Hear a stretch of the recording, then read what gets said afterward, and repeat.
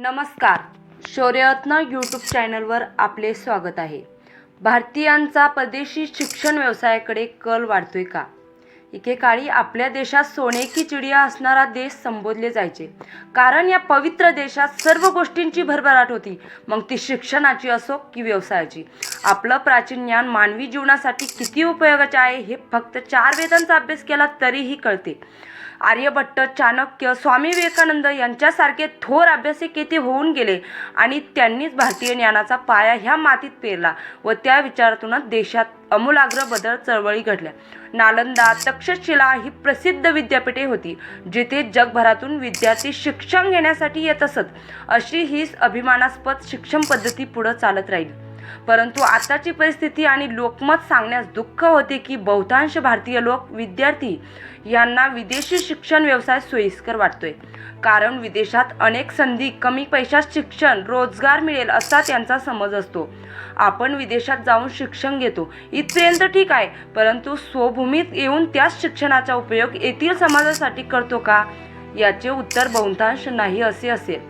अपवादही असतील काही, परंतु जेव्हा शिक्षणासाठी, व्यवसायासाठी विदेशात जातो तेव्हा विदेशी कंपन्या आपल्याला अशा ऑफर्स दाखवतात की तिथलेच कायमस्वरूपी रहिवासी होते आणि एक स्वदेशी माणूस आपले कष्ट, बुद्धिमत्ता विदेशाच्या प्रगतीसाठी फक्त काही पैशाच्या मोबदल्यात गहाण ठेवतो. पैसे भेटतात, परंतु प्रगती विदेशाची होते. ह्या सगळ्याचा परिणाम असा होतो की आपण सुंदर अशा भारत राष्ट्रात येथील परिवारास विसरतो. हेच सगळे व्यावसायिक स्वदेशात जे विदेशात काम करणार आहोत तेच केलं तर देशाची किती प्रगती होईल आणि ज्या काही अडचणी असतील त्या एकमेकांमध्ये सोडवल्या जातील. परंतु त्यासाठी स्वदेशात एकत्र काम करण्याची मानसिकता तयार केली पाहिजे. त्याशिवाय राष्ट्र उन्नती होणे कठीण आहे.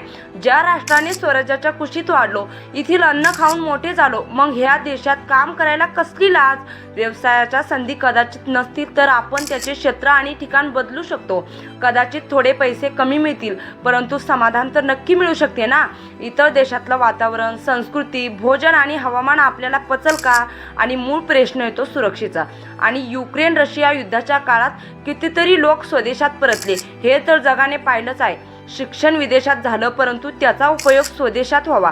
विदेशी शिक्षण नोकरी विरोध नाही, परंतु प्रत्येक गोष्टीस नाण्याप्रमाणे असणाऱ्या दोन्हीही बाजू पडताळणे गरजेचे आहे. शेवटी निर्णय हा वैयक्तिकच असतो.